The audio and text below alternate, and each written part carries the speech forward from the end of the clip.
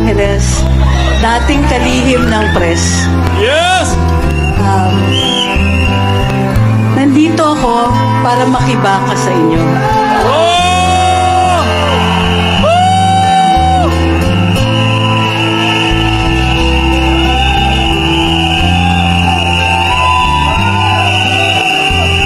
Dahil naiintindihan ko kung anong ibig sabihin at ang pakiramdam na biktima ng sariling gobyerno.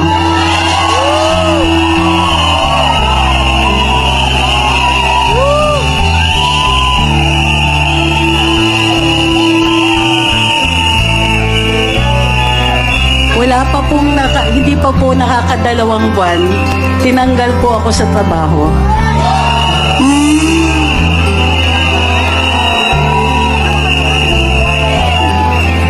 Wala naman akong ginawa.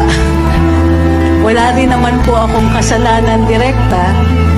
Pero mas ninais ko na rin umalis kesa mapagbantaan pang mawalan ng trabaho ang higit 100 mga empleyado dun sa pinapasukan ko.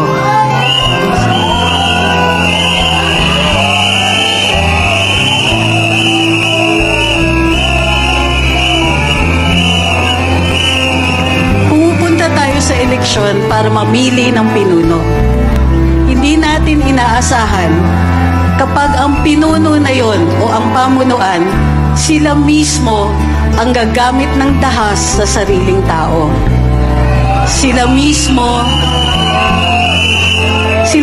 ang lumalabag sa saligang batas.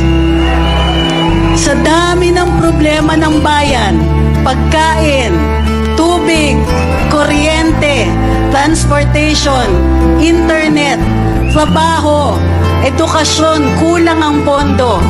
Parati na bumalik na tayo sa mga araw na tuwing may hinihingi tayo, sasabihin walang pondo para doon.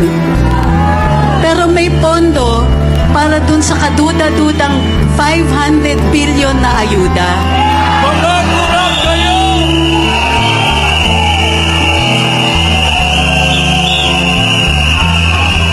At tila may pondo para sa charter change.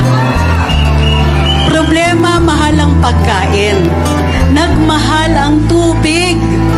Nagmahal ang kuryente. Ang mahal ng transportation cost. Ang reseta nila sa atin, charter change at term extension. Bagong Pilipinas, mahal ang bigas! Bagong Pilipinas, mahal ang bigas! Bagong Pilipinas, mahal ang bigas! Bagong Pilipinas, mahal ang bigas! Bagong Pilipinas, mahal ang bigas! Bagong Pilipinas, mahal ang bigas!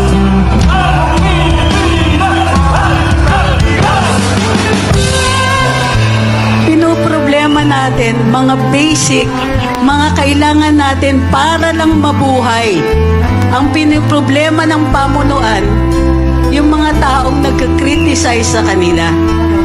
Ang pinoproblema nila, paano sila tatagal sa pwesto. Ang pinoproblema nila, paano pa makakuha ng mas maraming pera. Hirap na po ang taong bayan.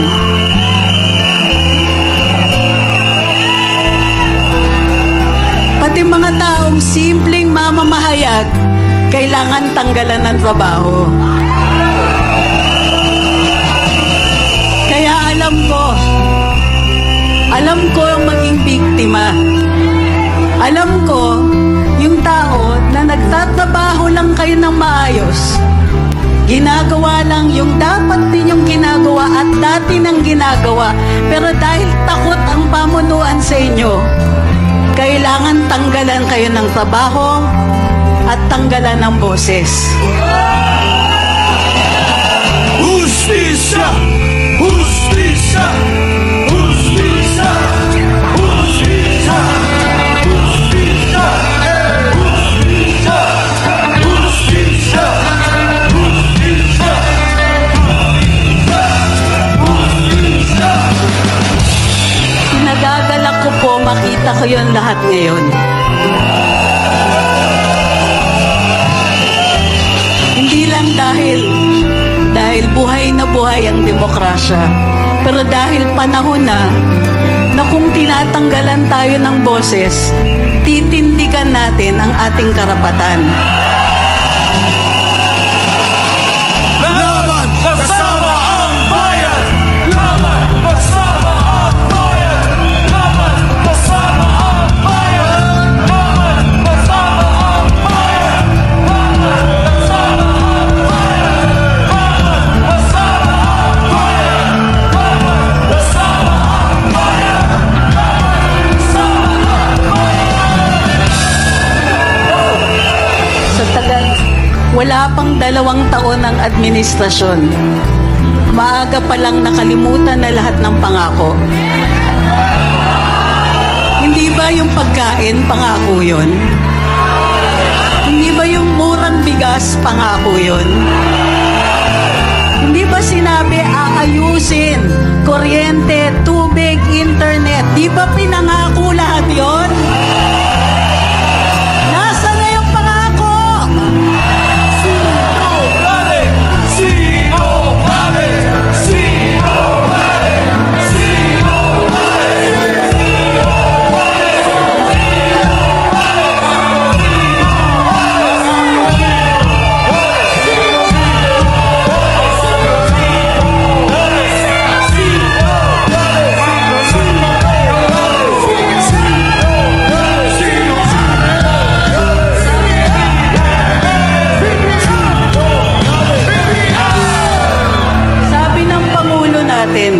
At ito naaalala ko, sabi ng Pangulo natin, nakakaintindi siya sa mga taong naging biktima ng kawalan ng hustisya.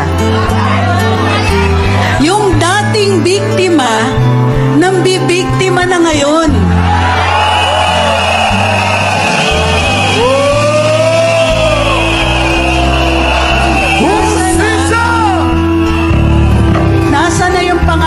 Ng hustisya. Hustisya! Hustisya! Hustisya!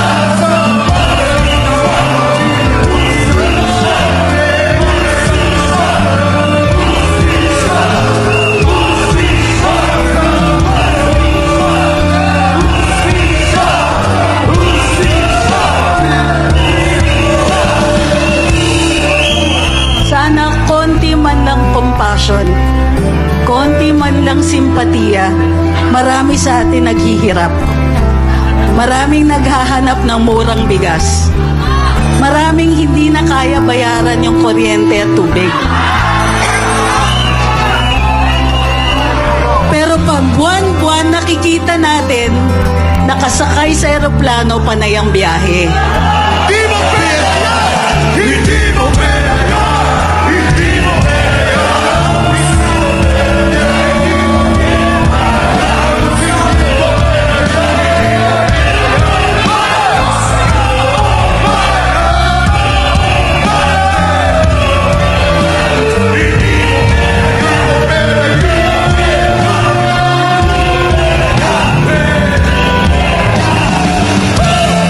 Alam niyo yung mas masakit? Maliwanag yung hinanaing ng taong bayan. Imposibleng hindi tayo marinig. Andito tayo, publikong lugar. Malakas ang boses. Naka-broadcast, nasa social media. Imposibleng hindi nila tayo naririnig. Hindi ka pinga! Hindi kayo pinga! Hindi kayo pinga! Hindi kayo pinga! Hindi kayo pinga! Hindi kayo pinga! Hindi kayo pinga! Hindi kayo pinga! Ang pinakadasal ko ngayon, sana yung dating biktima, maalala niya kung paano maging biktima. Maalala niya kung paano mag-alala kung anong kinabukasan niya. Mag-alala kung makukulong pa sila. Di ba may panahon na umabot sila sa ganon? Ngayon, ngayon sila na nambibiktima. Ang bayan hindi magagabi. Ang bayan hindi magagabi. Hindi magagabi. Hindi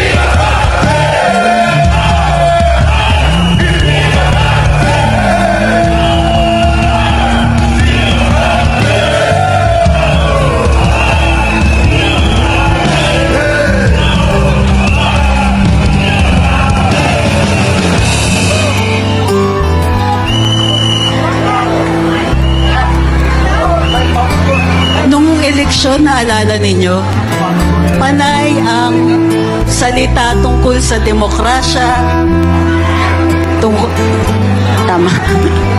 tungkol sa karapatan, tungkol sa pagbabangon. Sana hindi tayo kinakalimutan, sila lang yung bumangon eh.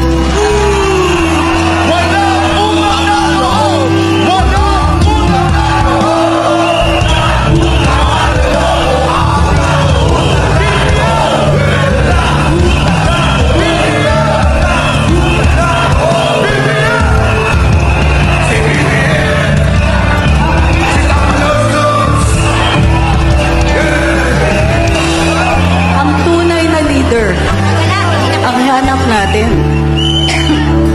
Ang tunay na pamumuno, nakikita niya yung daan. Nakikita niya kung saan tayo papunta at isasama tayong lahat. Tama! Eh, nang iiwan sila.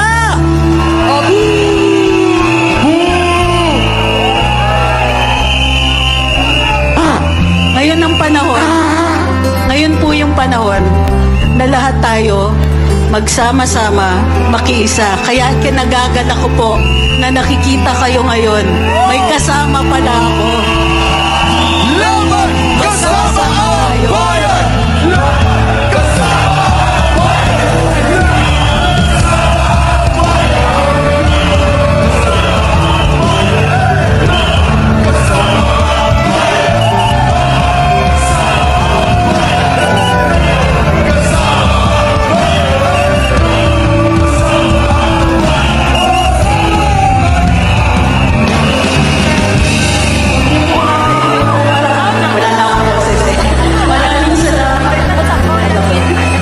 Bago ang lahat,